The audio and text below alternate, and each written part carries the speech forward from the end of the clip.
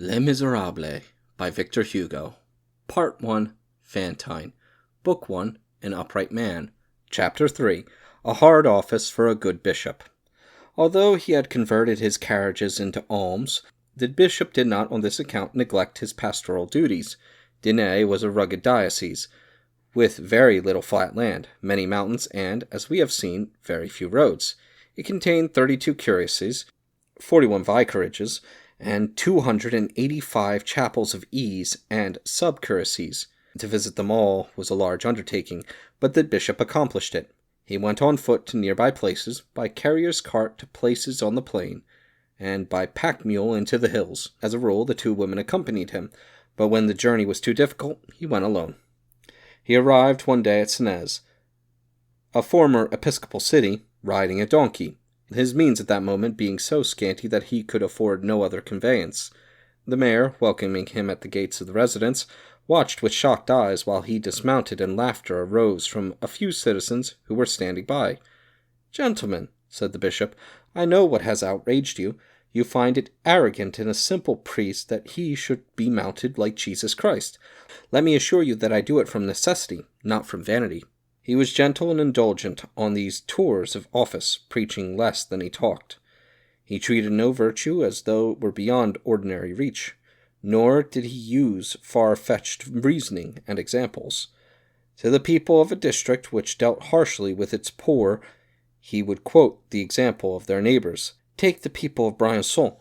They allow the needy, the widows and orphans, to cut their hay 3 days earlier than the rest.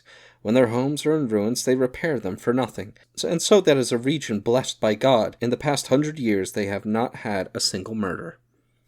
To villages over-intent upon yield and profit, he said, take the people of Embrun. If at harvest time the father of a family is left single-handed, with his sons in the army and his daughters in service in the town, or if he is sick or disabled, the priest mentions the fact in his sermon, and on Sunday, after Mass, all the people of the village, men, women, and children, go to help him with his harvesting and carry the straw and grain into his barn. To families at odds over questions of money and inheritance, he said, take the people of Devaux-Louis, a region so bleak that the nightingale is not heard there once in 50 years. When the father dies, the sons go elsewhere to seek their fortune, leaving the property to the daughters so that they may find husbands. In districts much given to litigation, where the farmers wasted their substance on official documents, he said, take the peasants in the Curias Valley, 3,000 souls. I tell you, it is like a little republic. They have no judge or bailiff. The mayor does everything. He apportions the taxes from each according to his means. He resolves quarrels, divides patrimonies, delivers judgment, all without charge. He is obeyed because he is a just man among simple people. And he also cited the example of Curias in village where there was no schoolmaster. Do you know what they do? Since a hamlet of 10 or 15 dwellings cannot afford a schoolmaster, they have teachers paid by the valley as a whole, who go from village to village, spending a week here and 10 days there. These teachers also visit the fairs, as I myself have seen. You may recognize them by the quills stuck in their hat-bands.